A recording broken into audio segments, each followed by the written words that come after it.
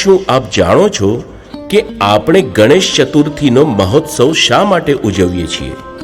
એની શરૂઆત ક્યાંથી થઈ અને શા માટે 10 દિવસ પછી એમનું વિસર્જન કરીએ છીએ? તો ચાલો આ વિશે જાણીએ. સૌ પ્રથમ તો ગણેશ ચતુર્થીથી લઈને અનંત ચતુર્દશીનું મહાત્મ્ય જાણીએ.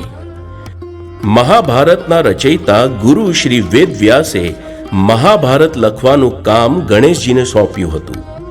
ગણેશજીએ લખતા પહેલા શરત મૂકેલી કે મારી કલમ અટકવી ન જોઈએ, અને સામે વેદવ્યાસે શરત મૂકેલી કે ગણેશજીએ વિચાર્યા વિના કંઈ પણ નહીં લખવાનું.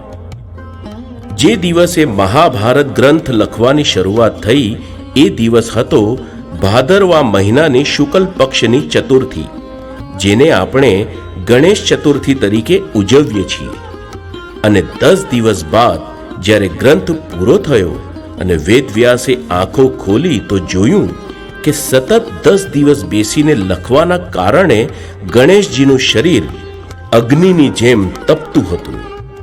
વેદવ્યાસ એમને નજીકના તળાવ પાસે લઈ ગયા અને પાણીમાં ડુબાડીને બહાર કાઢ્યા. ત્યારે એમનું શરીર ઠંડુ પડ્યું.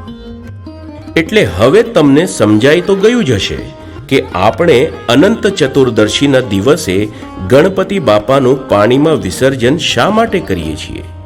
તો આ છે ગણેશ ચતુર્થી અને અનંત ચતુર્દશીનું મહાત્મ્ય.